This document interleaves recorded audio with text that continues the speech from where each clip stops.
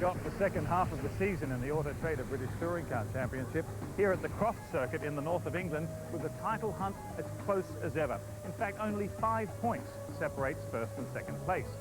But for Honda's James Thompson, a pre-season favourite, in fact, I tipped him to win, things have not gone according to plan.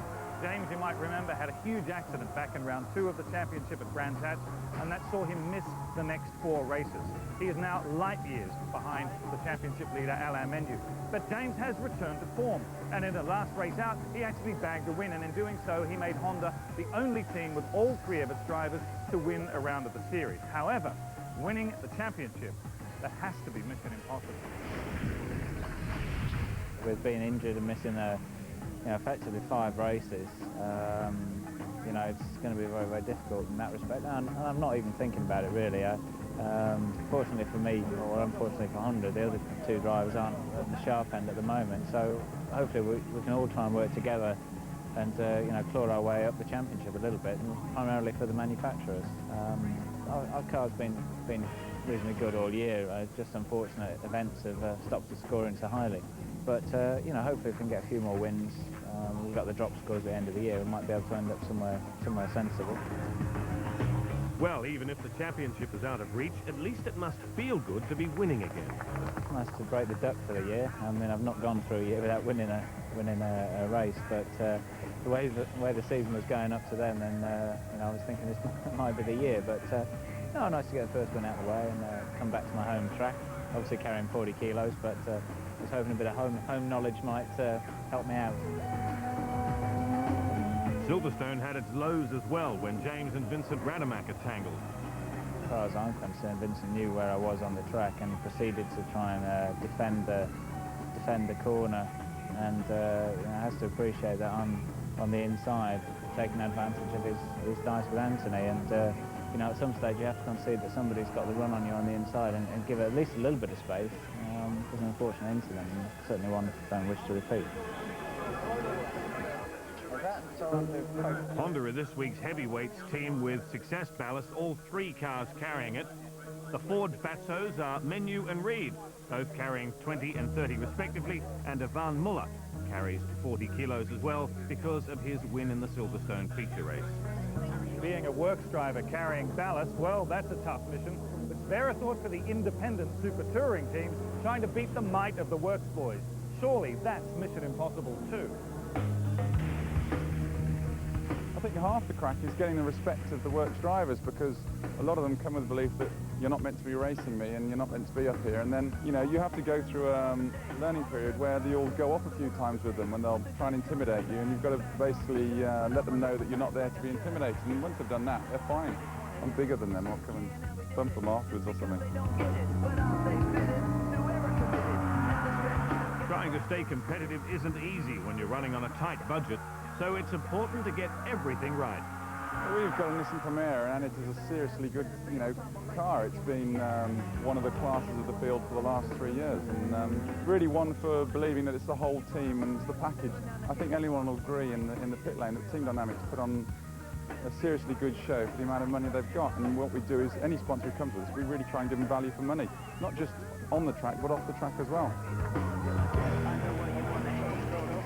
But for Matt, the more competitive he becomes, the bigger the thrill, or should I say dilemma.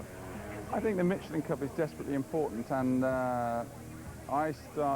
you've got to be careful I don't lose sight of it, and my primary objective is to win the Michelin Cup and the prestigiousness that goes with it. But definitely there's no better buzz than getting up there and sort of mixing it in the top 5 and trying to get on the podium outright. That gives me a real rush. Fellow independent Colin Blair found Croft a mission too far. Technical problems knocking him out for the weekend. Okay, we all know the Indies have got pace, particularly that man, Matt Neal. So let's see how he goes in qualifying. Not bad, really, as it turned out, a 4th and a 6th place. Vauxhall, on the other hand, had a nightmare in both sessions. Muller was disqualified for technical infringements, as was Rademacher, who then failed to start his one-shot lap and starts from the back of the grid. Things also went wrong for Jason Plato when his onboard computer failed in the feature qualifying and shut down the engine. Not a good day at the office. James Thompson managed to get a 6th for the feature race, but then found himself disqualified for the sprint. And the Ford boys, well, they just had to watch a Swedish masterclass from Rydell. I'm very pleased with today's qualifying positions, of course. I mean, I had it at Silverstone as well, so I know qualifying isn't everything. We've got to convert it tomorrow and just hope for 2 clean, good races tomorrow. Anthony Reid might not have been able to catch his teammate, but he did bag 2 seconds. Very consistent. Croft is a pretty wild old track, fast, bumpy in places, and with an incredible variety of corners. Now, I reckon the most important one is Tower Corner, because it's right in the middle of 2 very long straights. As well as that, Anthony Reid, it's a good place to pass. Well, I like this corner because the Ford is very good on braking. And you've got a very fast chicane just before this long straight, which approaches this corner here. And during the course of the race, inevitably people will make mistakes at the chicane because you have to take a lot of curb. And that's your opportunity to dive down the inside. And if you can get the inside at the clipping point, you've got the corner and you're out in front as you come up to the Croft S's. If you get it wrong, though, you lose momentum, don't you? And then you've lost tons of time out on the back of the circuit. I have occasionally come around this corner and seen people, the top of the roof of a car, just through the corn in the field out there. So how are you feeling for this weekend after being harpooned by Rademacher? I mean, the probabilities of that happening, I just didn't expect it. I was out there on the track on my own and I was skewered by this car that came across the infield. Just one of those things, I mean, in the sort of racing that we're competing in this year, very close and competitive. I have an undying image of you looking up in the rear vision mirror of your car from the in-car we had of that accident, just as the impact, and your eyes were on springs as you suddenly realised what was going to happen. Yeah, I mean, I saw this flash, this red streak coming in from somewhere where I just didn't expect. And I just had enough time just to put a little bit of lock on before this huge impact. And I've had a lot of accidents in my career, but this was a big one. Yeah, well, good to have you back. Thank you. This tape will self-destruct. You know, I thought for a minute there that actually printed the grid for the sprint race upside down. Either that or race 1 was going to be run in reverse order, because so many of the fancied runners are at the back of the field. The answer, of course, was to be found in qualifying, and yesterday's qualifying for the sprint was an absolutely astonishing affair. Just to remind you, it's the one-shot showdown for the sprint race, which means the drivers get 1 lap only to set a time. Well, yesterday, seemingly half the field was either thrown out for technical infringements, they fell off the track during their fast lap, or in the case of old Vincent Rademacher here in the Vauxhall, well, he didn't even get onto the track at all because of mechanical problems. But it's not only at the back of the grid where there is sensation, John Watson. Hey, what about Rydell? Thanks, Charlie. Well, midsummer is the time for all Swedes to celebrate, to party. And Rickard Rydell has done that. He's taken pole position. And Mr. Consistent, Anthony Reid, is alongside him on the front row. LMNU leading the championship on the second row alongside Tom Christensen, fresh from his Le Mans win. Jason Plato and Matt Neal in the independent Nissan on row 3. Tarquini and Morrison, Class B leader, row 4. Collard and Kay in their Class B cars, making a very interesting grid indeed. Norton and Thompson, who failed scrutineering in row 6. Lammer and Muller, who failed scrutineering in row 7. And then finally James and Rademacher, who never got out in qualifying at all. Revs are up, we're ready for a start. Keep your eye on those Vauxhalls coming off the back of the grid, and James Thompson as well. And we are away, everybody away cleanly. Matt Neal moving to the inside of the field. There come James Thompson and the 2 Vauxhalls. But Rydell is very cleanly away. Anthony Reid right on his bumper into Hawthorne for the first time. Then it's Menu. We just saw a glimpse of Jason Plato, who's jumped up into 4th position. Stunning stuff. There he is now, on board with him. And McGrath through that carousel part of the circuit, through the chicane and onto the back straight. Great start from him up into 4th. Plato not shabby out of the blocks, but he wants to get a hook on the back of those 3 Fords. He doesn't want to let them get away. Well, he's right in touch with them at the moment, particularly Alain Menu. Hondas aren't far behind them either. There's Gabriele Tarquini, then James Thompson, and the 2 Vauxhalls, who all started off the back of the grid. They've made their way through, past the Class B runners, and are on the back of the leading Super Touring train. Aboard with Jason Plato again through Croft. Car gets a bit sideways there, and under brakes. That's Sonny in the first part of the corner, then Sonny out. That's the view back from Matt Neal's car, and we're looking at Tom Christensen. Christensen had a puzzling start. He was actually P4. Now he's back in position 6. And it's also very clearly focused Matt Neal in his independent Nissan, who's moving forward. Well, he's on a roll indeed. Now in through the twiddly parts of the complex. where a lot of passing sound. The slowest corner there in touring car racing. That is the hairpin onto the pit straight. You can see Jason Plato there in 4th position. Matt Neal in 5th, being harried by a whole herd of Hondas. As he goes down the pit straight and across the strike for the first time, you can just see Neal's car there, the red Nissan, just behind the red Vauxhall and just in front of the red and white Honda. On board with Jason Plato again, trying to maximize his position. 4th place ahead of us is Alain Menu. Around the carousel, now through, big curb hopping both sides. Runs it, whoa, actually runs it very wide. An absolute tank slapper from Jason Plato, and he's off. Slide, slide, round and round we go on the infield, and Well, Plato's gone off worse than a bag of prawns in the sun. Derek Warwick there, team boss, trying to work out what's going on. The rest of his team's going all right. That was a Van Muller spectacular through. Very, very spectacular. That was through Croft now on sunny in, sunny up. It reminds me of his days driving the Audi, where he was so loose and live, jumping through those Jim Clark S's. Now on board with it. Now ahead of us is the third of the Hondas, James Thompson. Now this is the complex. We do a tight right here, and then we've got that very, very tight left. And Vince Rademacher all over the bootlet of his teammate. Into the hairpin and out again. Rademacher's on fire. He just got out of that corner just a little bit quicker than his teammate. Here's the Class B battle. This is the battle for 2nd position. Morrison up in the lead. That's Collard and Kay really giving him some pressure in their chord. Kay moves to the left-hand side by side as they come up towards the complex. Very tough defense there from Collard. Kay trying to slide down the inside. We've got to turn right now. Very, very muscular pass there from James Kay. Welcome to touring cars, Robert. James Kay put the hard word on Collard. He could have given him more room on the exit, but he did the right thing in my view. He ran him out to the edge of the track just to say, here you are, and I am past you. Yeah, and here he is now in front of Collard. This is the drag down the straight. Looks like they're getting plenty of horsepower out of that Honda Accord. But Collard's still in touch. You can see his wing mirror folded in there, courtesy of the passing maneuver from Kay. What can he do? Can he catch Morrison? Meantime, can Matt Neal catch Alain Menu? Menu coming under severe pressure. A big sideways slide there from Neal. And Menu as well. That's Sunny in, now Sunny out. The back half of that complex corner. Matt Neal really putting a big charge on. Well, this is the best I've seen, I think, Matt Neal all year. It's focused, it's committed, and all of a sudden the Nissan, which was the wonder car of last year, is beginning to look pretty good again as we get to the mid-season. Alain Menu's mirrors will be full of it as well through this tight complex. Now onto the hairpin. Matt Neal seeing if he can actually get alongside.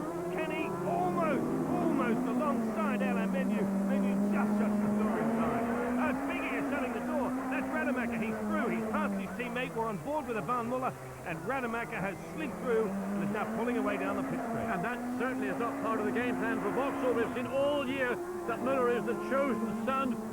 And all of a sudden, Rademacher, number 3 in the team, just goes by. Well, talk about game plans not working as we look at the leaderboard. Rydell, Reed and Menu, all Fords in the top 3. Then Neal, Christensen in the Honda and Tarquini. Talking about game plans not going according to the way they were mapped out, look at Alain Menu. The Works Ford driver absolutely being monstered by Matt Neal and that Nissan. And the strange thing is, we saw back at Silverstone, Menu possibly giving up a position to get a lower weight for the race here in Croft. 20 kilograms on board, but the Nissans are all over the back of Menu's Ford. Really exerting himself. A lunge from Matt Neal there, puff of smoke from the rear tyre as the car's unbalanced and he stands on the brakes. They're pushing 130 miles an hour as they move down into that really tight corner. Here's Jason Plato wandering back. Very windswept look on the hairdo, but he's not a happy boy. I think the face of Jason Plato says, it's time to be sorry guys, I made that mistake.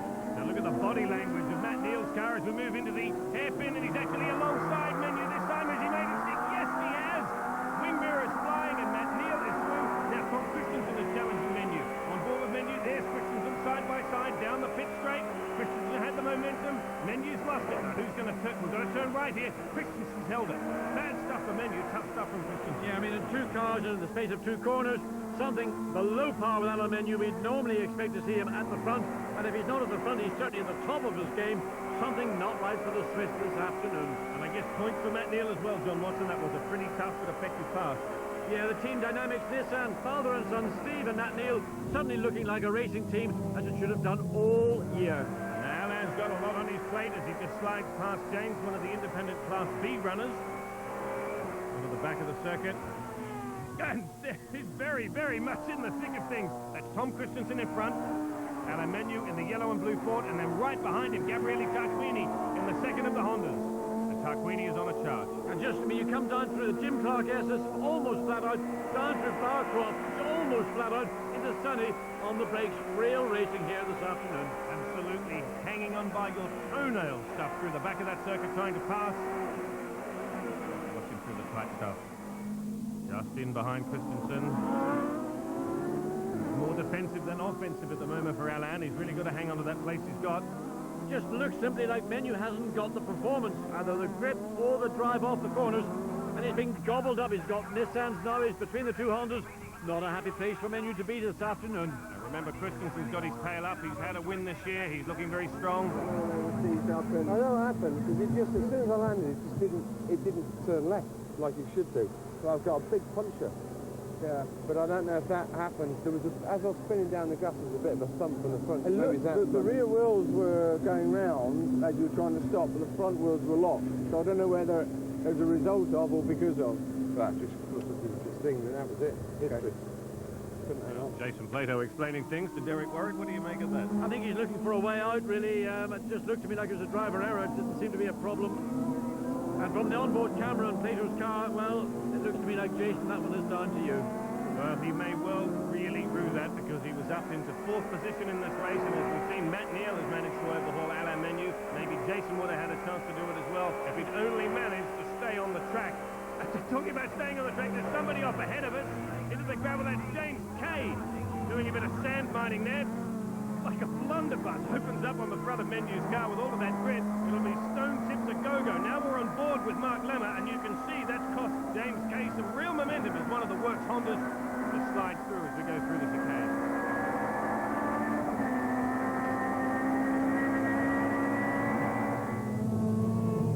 Now Alain Menu has still got tons of work on his hands. He's now trying to deal with Gabriele Tarquini. There's Collard, passed a little while ago by James Kay, and has now picked up that spot again. The Clark S's, that's where they are so quick. Around Barcroft. Menu looks pretty quick there. Although you can see puff of smoke there from Tarquini. He is working very hard trying to catch up, but very sideways. Alain Menu there. That car doesn't look happy. The car looks very unstable. In fact, I think the problem with Menu is he hasn't got an awful lot of grip. And it seems to be maybe just one odd tyre, maybe a complete set of tyres. That happens from time to time. Great encouragement for Gabriele Tarquini. He'll be able to sense there's blood in the water. He can see Menu struggling. He'll be just trying to line him up, work out the moment to do it. Paul's got plenty of squirt, as we can see, down the pit straight. Even sound from that big V6. Down through the gears. Alan Morrison ahead of us, the leading Class B runner. Etiquette called for. And given. Good job by Morrison. He let the two cars go through. They've maintained their momentum, and so has Morrison. Very important for the Class B leader. Back straight down towards Tower Corner now. Oh no, rotten luck. I'm coming in. Engine's gone sick. Gone down the cylinder. Big problem there for Kay. Yes, disappointment. James Kay has got a new engine for that Honda. Something's gone wrong down the cylinder, maybe something very simple. Hopefully, that's all it is. Well, listen, look at this Matt Neal guy. I don't know what he had for breakfast this morning, but he's absolutely charging. That is now the back of Anthony Reid's car that he is challenging. Matt Neal, the independent runner. You can just see Rydell, our race leader, there in the picture. And Reid is second place. Matt Neal is in third position outright and harrying the man for second. This is the fight for second place in tight through the complex. He's really motoring. In fact, Matt Neal is the quickest car on the circuit. He just has got two Fords ahead of him, and it's going to be much more difficult to get past Reid and Rydell than it was getting past Menu. But that Nissan currently is the class of the field here in the sprint race. Well, he might have two Fords ahead of him now, Waddy, but he might only have one the way he's going, because he is really in touch with Anthony Reid. Through Hawthorns. Now, around the big carousel, makes you dizzy hanging onto this. There's a big jump to chicane at the exit. That's where Jason Plato had difficulty. There's the confirmation, as if we needed it. Rydell, Reid and Neal in the first three positions. We can see that. Then Christensen, Menu and Tarquini round out the top six.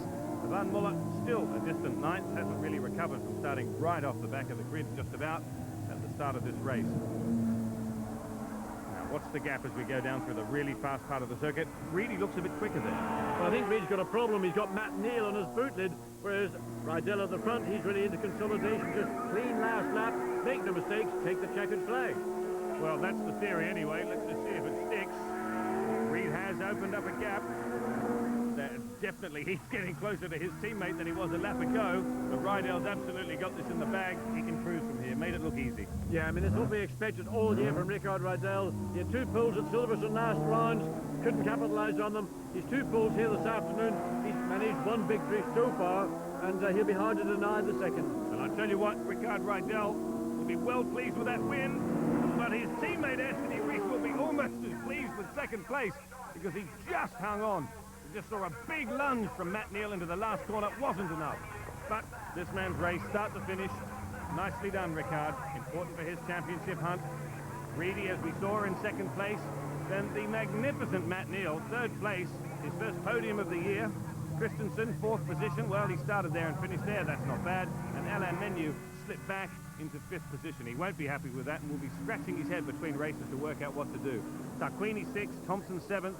Muller, Rademacher, then Morrison makes the top 10. Rickard, congratulations. That's more like it. Yeah, I mean, after Silverstone, 2 pole positions, and I had a first and a second, but it was things beyond my control. Made me score almost no points at Silverstone, so we need to make up for it now, and this is a good way to start. 1 more to go. You've got to do it again in the feature race. Yeah, it's very important, of course, to score good points once you won 1 race, because you know that you end up with 40 kilos for the next weekend. So because of that, we'd like to have some good scores for the next race as well. Hey, and what about Matt Neal? We must have brought him good luck. Not only another independent win, but third outright. It feels good to get up on the podium outright. It's been 12 months, and yeah, it's a real good feeling. The day before I came, I've got twin sons, William and Henry, and they said, you've got to win this weekend, and it's not quite a win, but it's good enough for me, and this one's for them.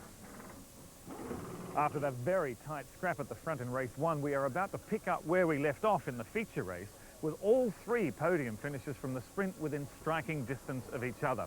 Now, I don't want to be a harbinger of doom, but I think we better keep our fingers crossed for a clean first corner, because turn 1 here at Croft is one of the more tricky ones. The actual entrance into it is a little bit like the hook of a coat hanger. You go through a very narrow section, then it turns back around on us. So very easy for these drivers to trip each other up. Now, we did get through cleanly in turn 1. Let's keep our fingers crossed for turn 2. But Waddy, I tell you what, it's at least a race since old Reed and Rydell ran into each other. Thanks, Charlie. Well, it sounds to me as if you believe the glass is half empty, where maybe Rydell and Reed think it could be half full.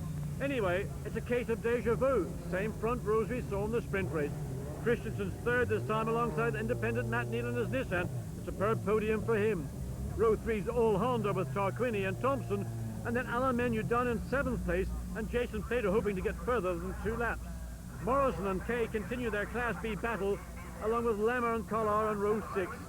Mark Norden and Nick James in row 7 in their Class B cars, and then we've got 2 Vauxhalls on the final row of the grid this time, both failing scrutineering. Okay, the revs are up. This is the feature race, ready for a start. Lights go to green and they're away. Everyone's jumped away cleanly. Look at Alain Menu in that yellow 40. Jump between the 2 of those Hondas. It's Rydell in the lead. You can just see Tom Christensen fading to the left. James Thompson hung out to dry on the right. He's got to work his way through here. Oh, keep rooting there. That's the back of Tarquini's car. He hits the curb, big jump.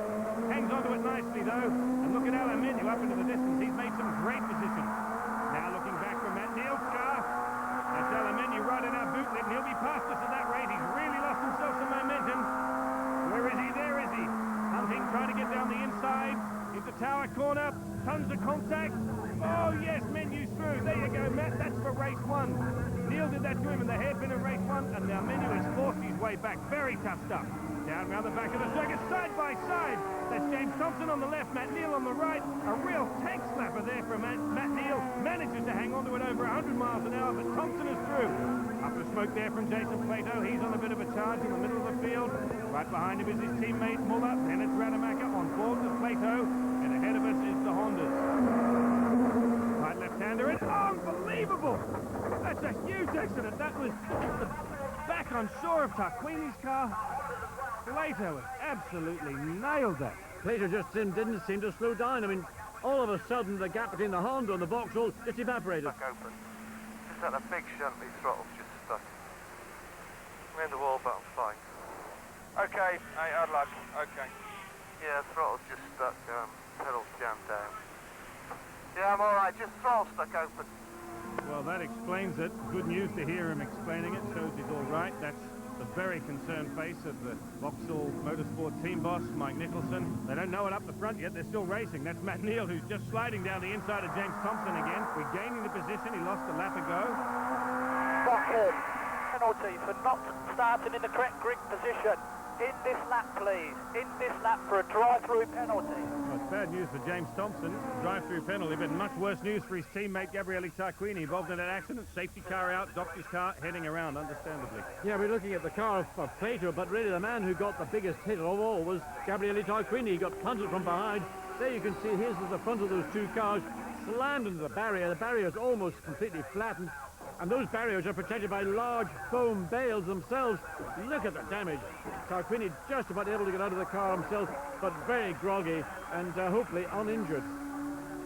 Indeed, well, the field has been brought up behind the safety car and naturally will have to slow down. There's Jason Plato and out. And the medics having a word with Gabriele Tarquini. No doubt a whiplash injury, but also a sideways injury. You can do ribs, just get very severely winded, but the damage. There you can see the result of a throttle sticking wide open. One of the scariest things a racing driver can ever have happen. And they are approaching that corner at way over 100 miles an hour when that happens. Very concerning for the pit crews as well. We saw a moment ago Dick Bennett, the boss of the Honda team, looking very concerned because this is right behind the pits. They'll have heard it. Now let's have a look what happened on board with Jason. Well, you can see nothing happens. He lifts off, but the car just keeps going. Of course, Tarquini's slowing down at the same time. The combination of those two is just like a massive motorway accident. Now here's the view back from Matt Neal's car. And you can see the force of that impact. Now Jason's teammate Muller was following. In fact, it's the quick thinking of Plato. He used Tarquini to basically reduce the impact that he would have been facing. Had he gone into that barrier flat out, one would hate to think the consequence of an accident at that speed. Now the drivers have to regroup and restart. It's a rolling start. The race has begun again. This will have unsettled them as well. Rydell leads in any case. Tom Christensen just fainting to the inside of Anthony Reid in second place. There's Christensen, the third place man in the Honda. Behind him now is Alain Menu, who's moved back up into fourth position. Matt Neal in fifth, on board with Menu. Something flying through the air there. Yeah, a little bit of bodywork from that Honda. But Menu much stronger than he was in race. When he's able to challenge, he's able to race, something he couldn't really do in the sprint race. Challenge he is. Right on the bootlet of Christensen down into Tower Corner. Oh, it's Matt Neal again. Remember him? He wants to race as well. He's on the bootlet of Alain Menu. They raced all race long in race one, and they are going to do it, it looks like, again in race two. Christensen just slowing up Menu a little bit. Matt Neal very much in touch, looking for a way down. There's not much room on the outside there. Sunny in, now this is the Sunny out corner, got to carry momentum, and he's doing that. He looks fast, plenty of power on the Ford, but he's not getting rid of that Matt Neal fella that easily. And there's the tight left-hander. That's where we saw Plato and Tarquini go off a lap ago.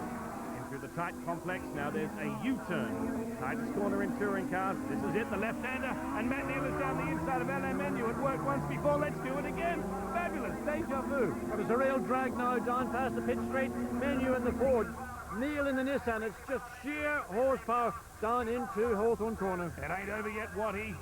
Menu on the left, Neal on the right. He hasn't got the legs. Menu's done it. He's just held him off. There was not room, and it's single file through the chicane into the start of this carousel. I think that was just a plain case of common sense. Now here's the Van Muller doing what he's done before. Well, we saw him in Silverstone win the feature race by making an early pit stop. He's got to make up a lot of ground. Will he do it here this afternoon? It's a gamble. It may work. Just a reminder, this is the feature race, and the feature race contains a compulsory pit stop for all of the Super Touring drivers. The man doing the first of them. You can see his car squirming on the way out on those cold tires. Muller was caught up in this battle we've been watching. He's got out of it. He's got now clear track. He can go at a speed he wouldn't been able to do following the Ford, the Nissan, and of course the Vauxhall. Let's hope these guys stick together because they are highly entertaining. Alain Menu just sticking the tail out. They're putting a wheel on the grass, trying oh so hard to fight off Matt Neal. That's really playing into Tom Christensen's hands right there. And the red and white Honda, he's in the lead. Now, Matt Neal, of course, we just saw almost get past Menu a lap ago. We're now back at that part of the circuit where he successfully almost slithered past into the hairpin. Can he do it again? Menu must be ready for it this time. Yep, he's not close enough. Menu's well ready for that. Down the pit straight. This is the drag. There's Menu. And the yellow Ford, you can just see behind him Matt Neal stalking in that red Nissan. And here's another early stopper. Thompson likewise trying to take advantage of the traffic ahead of him. Get in. New set of front rubber for Thompson. Jacks down, wheel spin. Off he goes. And Honda still hate me for pointing out how high they rouse the front of their car. Well, James won't thank me for reminding everybody he actually qualified in the middle and nowhere as well, but he's trying to make a best of it by pointing in an early stop. Through Tower Corner. Anthony Reid told us how important it was to get through there quickly and get the power down. That's what they're doing, because they are literally screaming around the backside of this circuit, car unbalanced. Now here's James Thompson. He's having to come back through the field after his pit stop, sliding past Morrison, the Class B leader. There's the view from Alan's car. There's James Thompson disappearing off into the distance. That's the left-right of the Class chicane. Hard to do it justice, it's so fast. It is a very quick part of the circuit. The little Peugeot slides through there literally. Thompson on fresh front rubber, of course, got more traction off the corners, but has to be careful on those new tyres as independent leader Matt Neal. He makes his decision into the pits. Yeah, he's had enough of following Menu. Here's the strategy. See if I can jump up the order in the pit lane.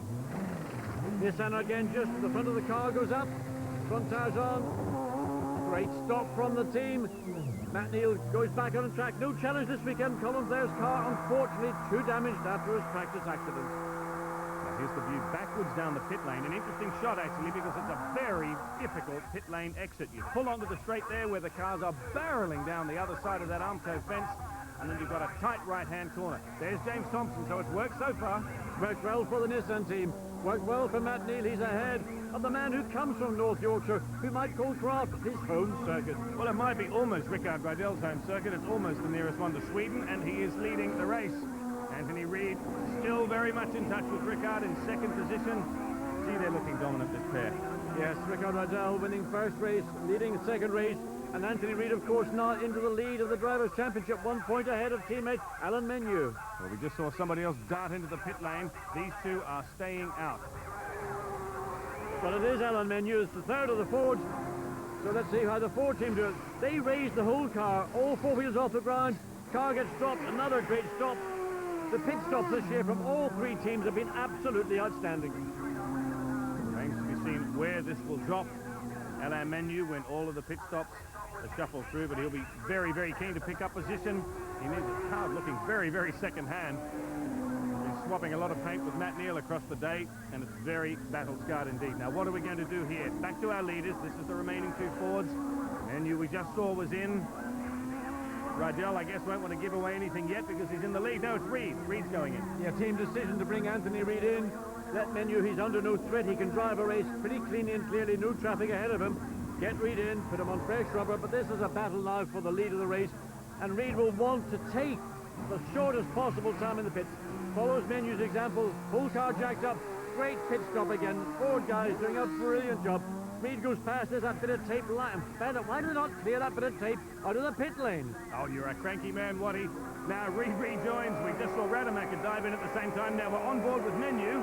And that's Rademacher coming out of the pit lane. What did I tell you? Is it focusing or what when they merge? It just illustrates how important these pit stops are, and equally how important that outlap is. You can't afford to give away half a second a lap now. I reckon you need to leave that pit lane with your eyes shut. It is such a daunting merge with the racing traffic. In fact, I recall a time when Rickard Rydell used merging at Croft to very great effect, lunging out of the pit lane in his Volvo days, as I recall, edging out David Leslie. We're on board with Rydell now. He must be due for a stop. Everyone else has in his team. Yep, in he goes. So, crucial stop. He's got Anthony Reid breathing down his neck, although he's on his outlap.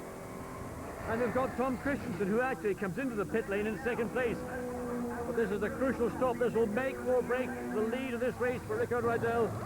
Honda jacks up. There you see the difference. Honda's got the tail down, Ford the whole car raised. Almost impossible to split the times. Great work by Westerly Racing for Honda and Pro Drive for Ford. Now, where's Anthony Reid? There's Rydell. Where's Reid? He's got to be around here somewhere. There he is. That worked. Rydell ahead. Reid second. And Christensen almost gets his nose in front of Alain Menu. Not a bit of it, says Menu. Shuts the gate at about 120 miles an hour. Now we're on board with Christensen. He's a big right-hander. That's Menu ahead of us. And he's really suffering the difference in traction, I guess, with cold tyres. Menu just scampered off there. Yeah, but Menu really is the one who's been the winner out of all this. He's put himself up into third place on the road. It's Fords 1, 2 and 3 now. On board with Matt Neal. That's Rademacher who just slid down the inside off through Tower Corner, but Rademacher says, not on your life, I'm staying with you. Let's play! Rademacher tickling the back of Matt Neal's car with the Clark S's. Actually feels sick looking at him going backwards. Rademacher in touch. Neal looking backwards. Sunny in. Rademacher lunging now. He's got to get good momentum to keep on the boot lid of Neal on the way out. Nothing in the power gap, really.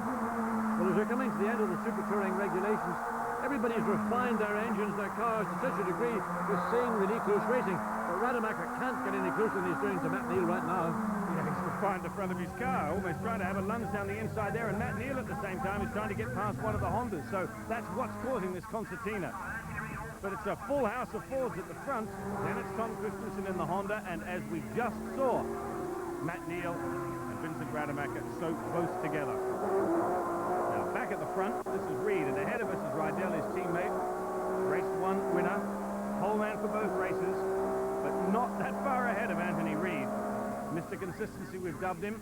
Hasn't had a win this year, but has had enough podium positions to be right up the front, in fact leading the championship into this second round with the points he picked up in race 1. Class B runner ahead. That's slowing up Rydell. Rydell's losing momentum. Now what can Reedy do? Barcroft corner. Car unbalanced, very fast. Under brakes, he's challenging. Yeah, and he also had to go down a gear. The momentum that Rydell lost did knock on down to Anthony Reid. Reid could see what was coming. He was thinking ahead down to Sunny Corner, but unfortunately, Rydell was on top of the case. Didn't give Reid any opportunity. Oh no, that's a huge accident. That's a Vauxhall. A Vauxhall on its side. That's near Barcroft corner, near Sunny Inn, down the back end of the circuit. Just look at the left-hand side of the car. That's steam coming out of the radiator. Don't worry about that. But that is a huge accident. The whole left-hand side of the car appears to have been just wiped away. Yeah, race being held up here. Doctor's car going out, pace car going out. I think it looked like Rademacher's name on the back windscreen. It looked like a long name on the back windscreen of the car, but I couldn't make it out. Well, all the cars under the safety flag, and there we see it. So, just waiting to see what's going to... Well, in fact, something has happened. It's a red flag. The red flag's going out. The race has been stopped. And I think you're right, Charlie. That is Vincent Rademacher. He's getting out of the... Well, I'm not sure it's the door or the window, but certainly a very, very shaken man. The cars have all been brought back around onto the grid. Everyone out now, just waiting to see, because obviously that's taken out a lot of fence as well. There's Derek Warwick, team boss, talking about what's happened. Now here's the view back from Matt Neal's car.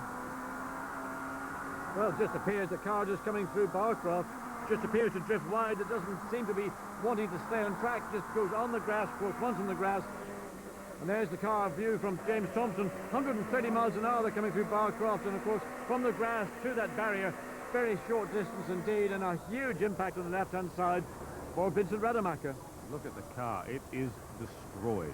And of course the irony, as we welcome the fact that Rademacher is okay, is that he had that great big accident we saw only last race out at Silverstone, wrecked his car. That is a brand new car built for this race. I'm okay, no problem. It's just something broke on the front of the car, on the suspension area or steering area, and I just lost the control of the front and went to the grass, and I can't do anything. I just hit the brake and wait for the impact. And fortunately the impact was not too straight on, just to follow a little bit to the barrier, and the car just smashed into the barrier. So it was not too bad, but the only thing is they take quite a while, a long time to take me out of the car, and that's why I was not so happy with that, but it's okay. Yes, he was lucky, John, that he skimmed along that barrier a bit and washed some energy off before he hit something hard. Yeah, I mean, again, like Plato, he used Tarquini's car Rademacher was able to sort of cream it down the barrier, and that did take all the energy out of the car, and he's walking around, well, let's say dusted and shaken, but fine. Now, what we've been waiting for is a restart. We saw the crowd gathered and waiting. That's because we are going to now resolve this race with a 10-lap sprint to the flag. Everybody has started where they left off, and that is Rydell starting in the lead where he left off. And look at Tom Christensen getting hung out to dry by Alain Menu in the Ford. The 3 Ford still holding position.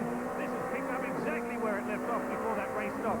On board with Christensen. Now that's Reed, because Menu is slithered in front of Reed. Reed's lost position. He was the second place man before. Now he's in third. Now he's held up Christensen a bit. Christensen losing momentum. That's James Thompson in the second of those Hondas, bringing up the rear. And look at Matt Neal stalking for some opportunity as well. Down into Tower Corner, Matt Neal on the boot lid of James Thompson. They were having quite a good race before it was stopped. But now it's Rydell still leading, then Menu, then Reed.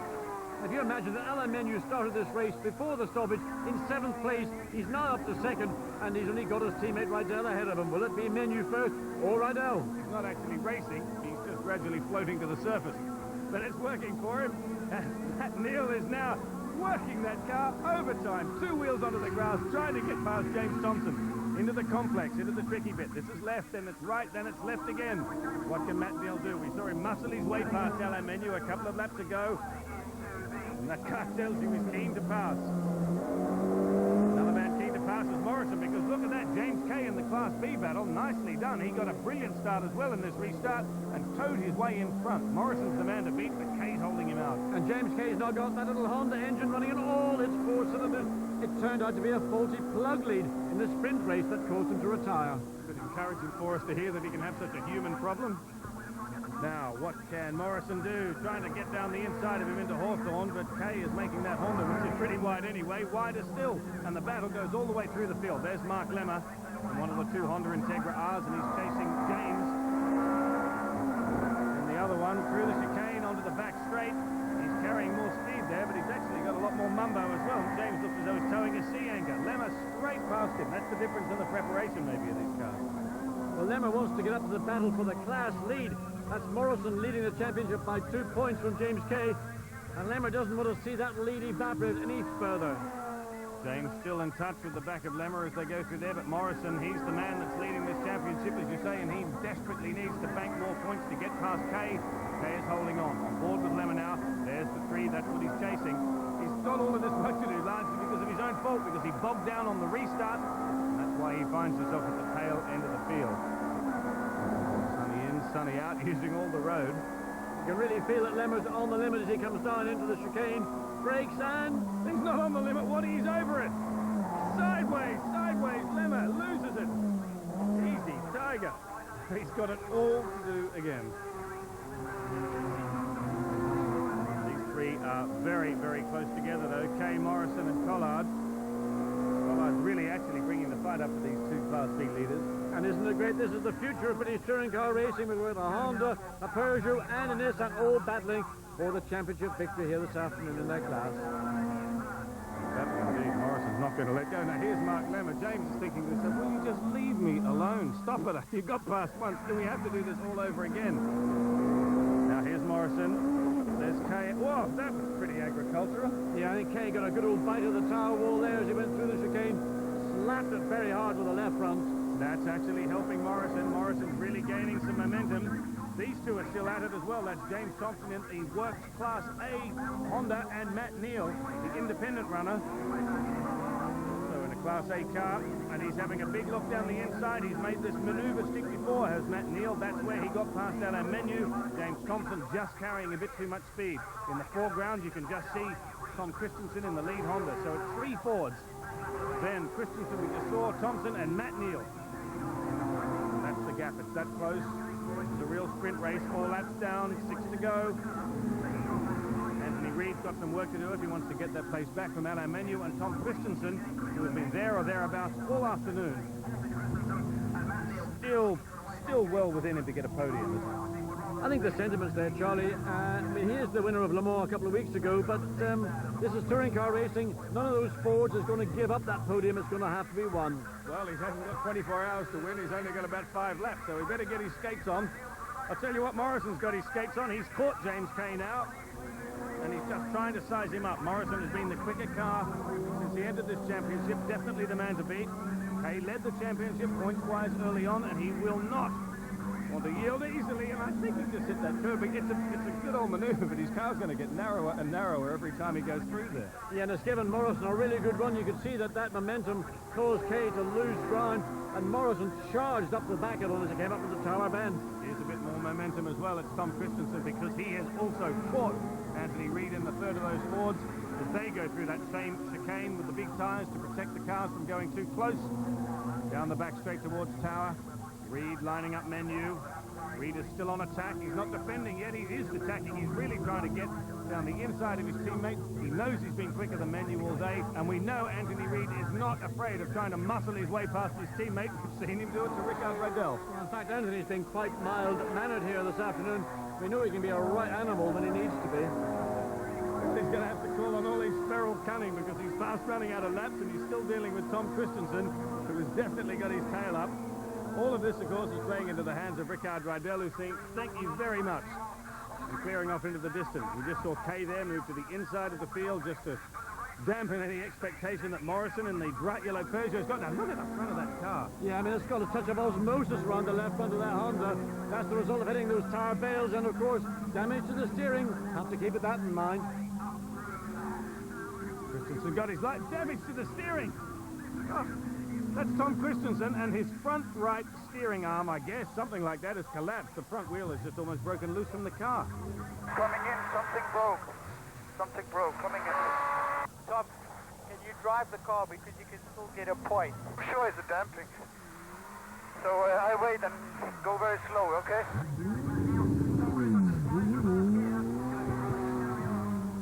Tom, go very... Can't hear you. Tell me what to do. You ain't kidding. Go very slow. He's not hardly going anywhere at all. No, that was a steering failure. You can see the wheels rotating, and everything is attached to the wheel, with the exception of that steering arm on the right-hand side. Well, it's a tough circuit on cars, lots of curbs to hit, and there must have been a focusing moment, Christensen. Remember, that is where Plato and Tarquini cleaned each other up only a lap ago. Well, he's still persisting. That's the hairpin. I think he's just going to crawl round, wait for the leaders to come through, and then just go across the line. Yeah, we heard the word from his pit saying that if he can just finish this race or be classed as a finisher, you'll get a point. He might as well, but he's quite a roadblock. This guy's not a roadblock, though. Ricard Rydell, he is leading the field. And there's a handy bit of daylight for him and whatever is going on behind him. And you can just see in the distance what's going on behind him. It's Menu and Reid kicking up the dust, trying to get past each other, but Menu is tenaciously hanging on to that second place he got on the restart. Great drive from Ricard Rydell. 2 wins after 2 pole positions, something he missed at Silverstone 2 weeks ago. He's made up for it here this afternoon at Croft. Nicely played, Riccardo. Great stuff, and Menu just holds on for second place. Anthony Reid third. So 4 drivers clogging the podium, and there goes Hopalong Christensen. Just makes it across the line. Well done, Ricard. Thank you, well done, everybody. Nice job, Ricard. Ricard Rydell, 2 pole positions, 2 wins, doesn't get any better than that. Alain Menu, second place. That's not a bad recovery from what was a bit of a frustrating day for him. Anthony Reid in third. He'll be annoyed with that because he looked good in second until he lost it on the restart. Matt Neal, leading Michelin Cup for Independence winner and also 4th outright. James Thompson 5th. Great scrap between those 2. Ivan Muller, the only Vauxhall that finished on a very bad weekend for them. And a point for Tom Christensen, who makes it into the top 10. Well, it was this guy's day, and didn't Ricard Rydell deserve it? He had such bad luck at Silverstone, but he's made both of his pole positions really work today. We really wanted it to be over at the red flag, of course, because I had won the race if it was over. But then, on the other hand, it was good to be out again, driving the car. It's good fun. The Ford handles very well here, and as you can see, we were first, second, and third in the second race. So we do have a very good car for a Croft circuit. I think if you want to win the championship, you need a bit of luck, and so far I haven't had it. This was a good weekend, and I'm just going to concentrate on qualifying and races. I'm not going to think about the championship until I can see that I have a good chance to win it. Yeah, well, actually, I mean, that race, I'm very pleased because, you know, starting from 7th on the grid, finishing in 2nd place, it's really good. But before they stopped the race, I was in 3rd place. I mean, I did the 2 Hondas at the start, and then Matty into Towers, the 3rd corner. And the car was better. We changed the car from the first race. We changed the setup, and it was better. I liked it better. So I was able to push the car a bit more. And I was quite happy with that. And then for sure. Then they stopped the race, and then at the restart I got Anthony, so second place is even better. It's 2 more points, and I'm leading the championship, so that's good. Leading the championship indeed, but only just. Alain Menu just a whisker ahead of his teammate Anthony Reid, with Ricard Rydell recovering strongly these title hopes after a fabulous weekend. Ivan Muller leads the charge for Vauxhall in 4th place, and Jason Plato still inside the top 5. The Hondas are still flying in formation. Tarquini is the squadron leader with Christensen and Thompson right behind him. Matt Neal in 9th place, great for an independent, and Vincent Rademacher, unsurprisingly, in 10th position after yet another wild weekend. And what about those Class B guys? They never fail to surprise. Morrison sure took out the first race, but James Kay in the Honda Accord winning race 2. To be honest, we were very, very surprised we won today. We definitely didn't have the quickest car in the first part of the second race. But in the second part we did. It went very, very well on used tyres. I was very surprised, very surprised. Nicely played, James. Great result in the Accord. Not enough to regain the lead of the Independents Championship, though. The Class B runners, Morrison still firmly in position there, Kay 2nd place, and Mark Lemmer in 3rd. But back to the front and the Super Touring Works cars. And what about those Fords? The rest of the manufacturers must be scratching their heads. Consistency proving everything for Ford, now opening up a gap, a little bit aided by Vauxhall, who had such an unfortunate weekend, and Honda closing the gap in 3rd position on Vauxhall, starting to bank some wins. But it was Ricard Rydell's weekend in the Ford, bagging both race wins. He made it look as though he could do it with his eyes shut, which is helpful because the next rounds of the Auto Trader British Touring Car Championship are in the dark at Snetterton.